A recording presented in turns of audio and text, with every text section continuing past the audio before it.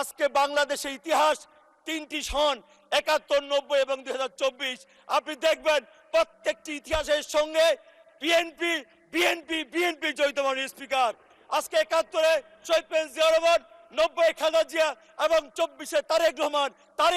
আমার নির্বাচনী এলাকা বাংলাদেশের সবচেয়ে উত্তরাঞ্চল পঞ্চগড় ২ তথা দেবীগঞ্জ বদার ৪,১৭,০০০ ভোটার তথা সর্বস্তরের জনগণের পক্ষ থেকে ধন্যবাদ কৃতজ্ঞতা জানাচ্ছি। মাননীয় স্পিকার, আজকে যে আমি মহান সংসদে দাঁড়িয়ে কথা বলছি, এই আমার দাঁড়িয়ে কথা বলার জন্য যে মানুষটির অবদান, যে মানুষটি সাহচর্য, যে মানুষটি বিভিন্নভাবে দিক নির্দেশ দিয়েছেন, আমি আমার বক্তব্যের মধ্যেই আমি সেই মজলুম মানুষটির কয়েকটি বিষয় এই মহান সংসদে তুলে ধরতে চাই। মাননীয় স্পিকার, শৈশবে সেই মানুষটি তার পিতৃ হারিয়ে যখন বেড়ে উঠেছিল, একটি সময় একটি দলের দায়িত্ব নিয়ে সারা দেশে একটি উদ্যোগ, একটু চেষ্টা এনে দিবে সচ্ছলতা, আসবে দেশে স্বনির্ভরতা, এই স্লোগানকে ধারণ করে সারা বাংলাদেশে কখনো হাঁস মুরগি ছাগল, কখনো তৃণমূল প্রতিনিধি সভা, কখনো কম্বল বিতরণ, এইভাবে সারা বাংলাদেশের মানুষকে ঐক্যবদ্ধ করেছিল।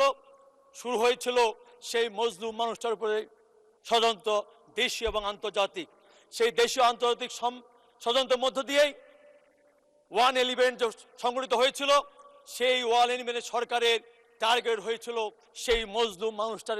মাননীয় স্পিকার, আমরা সেদিন অনেকেই হয়তো আমরা সেদিন দেশান্তরিত হয়েছিলাম, অনেকে তো আত্মগোপনে ছিলাম, কিন্তু আমরা দেখেছি কিভাবে সেই মানুষটি প্রায় ৩ মাস তার বাসার ভিতরে অবরুদ্ধ থাকার পরে, যার পিতা বাংলাদেশ স্বাধীনতার ঘোষক ছিল, যার পিতা বাংলাদেশের নেতৃত্ব দিয়েছিল, যার মাতা ৩বারের সাবেক সফল প্রধানমন্ত্রী ছিল, সেই মানুষটাকে কিভাবে র্যাবের ড্রেস পরে সেদিন ওই সিএমএম কোর্টে হাজির করা হয়েছে। মাননীয় স্পিকার, শুধু এইখানে নয়, সেদিন আমরা দেখেছিলাম তার বিমর্ষ অবস্থা। একদিন কোর্টের বারান্দায় দাঁড়িয়ে সেই মানুষটি মহামান্য আদালতকে বলেছিল, মহামান্য আদালত, আমি বাঁচতে চাই, আমার বাঁচার অধিকারটুকু দেন। মাননীয় স্পিকার, আমি সেই মজলুম মানুষটির কথা বলতে আসছি। মাননীয় স্পিকার, এইখানে শেষ নয়, নির্যাতন করতে করতে সেই মানুষটাকে এমন একটা অবস্থায় নিয়ে যাওয়া হয়েছিল, তাকে অদ্যমিত করা হয়েছিল। সেই সময় চিকিৎসার জন্য যখন তাকে দেশে বাড়ি পাঠিয়ে দেওয়া হয়েছিল, উনি কিন্তু কখনোই কোনোদিন তার মাথা নত করে নাই। মাননীয় স্পিকার, এইখানে নয়, উনি দেশের বাইরে গিয়েও আমাদের দলকে নেতৃত্ব দিয়েছেন। নেতৃত্ব দিয়ে এই যে আজকে আমাদের সামনে আমাদের জুলাই যোদ্ধারা আছেন, আমি বলতে চাই সেই জুলাই আন্দোলনে আমি দেখেছি কিভাবে সেই মানুষটি নেতৃত্ব দিয়েছেন, কখনো তার স্ত্রীকে পাশে রেখে, এমনকি আমাদের তরুণদেরকে আরো সাহস যোগানোর জন্য আমার তরুণদের বয়সের সঙ্গে মিল রেখে তার একমাত্র কন্যাকে কিন্তু সেই দিন ওই স্কাইবির মাধ্যমে হাজির করেছিল। আমার কথা বলেছে। মাননীয় স্পিকার, এইখানে নয়, আমার সামনে আজকে বসে আছেন বিরোধী দলের নেতা। আমি দেখেছি ২০২৫ মার্চ এক ১২ দলের জোটের একটি ইফতার মাহফিলে মগবাজারে, সেখানে নিজ মুখে উনি বলেছিলেন এই যে জুলাই আন্দোলনের ক্যারিসমেটিক নেতা হচ্ছেন তারেক রহমান।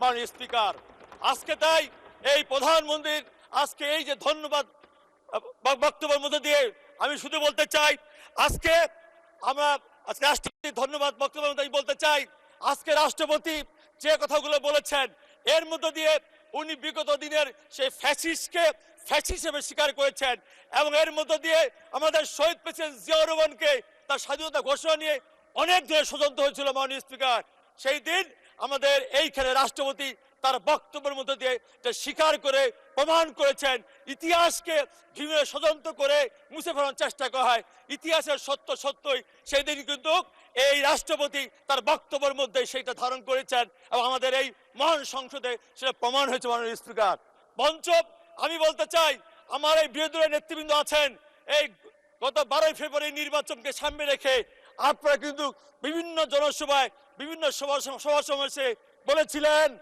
বিগত ফ্যাসিস্ট সরকার যে দুর্নীতি করেছে সেই দুর্নীতি ভাগিদার নাকি আমাদের বিএনপি সরকার। আজকে শুধু বলতে চাই, সেই 4 দলের সরকার ছিল, সেই 4 দলীয় জোট সরকারের 2 জন গুরুত্বপূর্ণ মন্ত্রী দায়িত্বে ছিল আপনাদের প্রধান প্রধান 2 জন নেতা মাননীয় স্পিকার। তাহলে বিএনপির দিকে আঙ্গুল তালার দিকে তাকানোর দিকে আমি মনে করি উচিত ছিল আপনাদের নিজের দিকে তাকানো মাননীয় স্পিকার। আজকে তাই এই মহান সঙ্গে দাঁড়িয়ে বলতে চাই, মাননীয় স্পিকার, আজকে আমরা যে মজলুম মানুষের কথা, নেতার কথা বলছি, সেই নেতা আজকে বাংলাদেশে পদার্পণ করে আজকে যে ইতিহাস তৈরি করেছেন, সেই ইতিহাসকে কালিমামুক্ত করার জন্যই, সেই ইতিহাসকে কালিমাযুক্ত করার জন্যই আজকে অনেক ধরনের আমরা সংসদে এবং সংসদের বাইরে অনেক কথা শুনছি মাননীয় স্পিকার। আজকে শুধু বলতে চাই, আজকে আমরা দেখতে পাচ্ছি আজকে বিভিন্নভাবে আজকে প্রচার করা হচ্ছে বিএনপি নাকি সংস্কার বিরোধী মাননীয় স্পিকার। আজকে শুধু বলতে চাই, আজকে বিএনপি আজকে সংস্কার যে আন্দোলন করেছিল, শুধু আজকে এই যে জুলাই যোদ্ধা আন্দোলন বলছেন মাননীয় স্পিকার, এই জুলাই যোদ্ধা আন্দোলনকে সামনে রেখে আমাদের মাননীয় আজকের যে আমাদের প্রধানমন্ত্রী সেই দিন কিন্তু বিবিসি সাক্ষাৎকারে বলেছিল, এই জুলাই আন্দোলন কোন ব্যক্তি, কোন দল, কারো একক কৃতিত্ব নয়। এই জুলাই আন্দোলন হচ্ছে বাংলাদেশে 18 কোটি মানুষের, ছাত্র জনতা, শ্রমিক, গৃহবধূ সবার আন্দোলনের ফসল।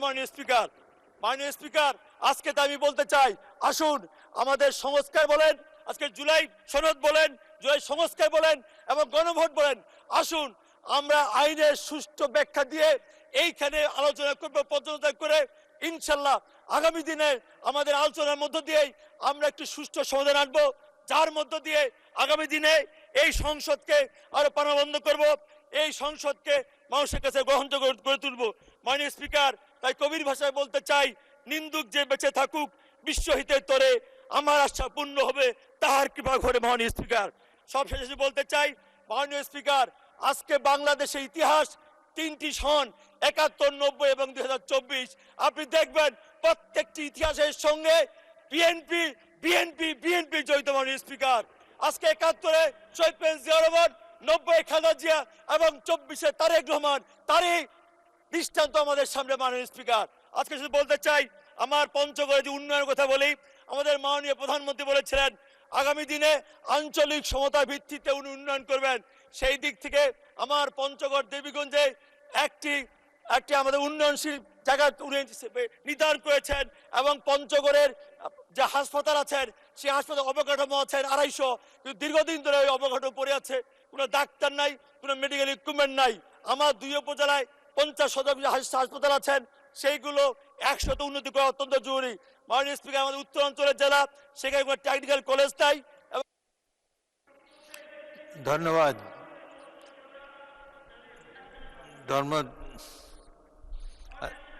এক মিনিটে কনক্লুড করেন। মাননীয় স্পিকার, আমরা আগামী দিনে পঞ্চগড়কে পর্যটন নগরীতে রূপান্তরিত করতে চাই। মাননীয় স্পিকার, সেই হিসেবে আমরা অনেকগুলো পদক্ষেপ নিয়েছি।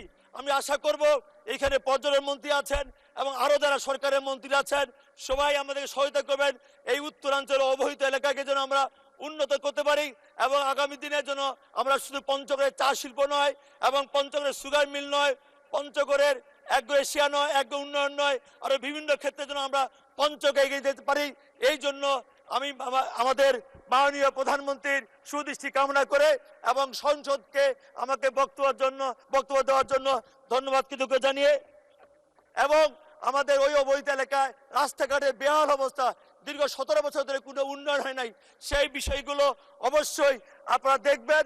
এই কথাগুলো বলে এই সংসদকে আবার ধন্যবাদ কৃতজ্ঞতা জানিয়ে আমার বক্তব্য শেষ করেছি। মাননীয় স্পিকার, আসসালামু আলাইকুম।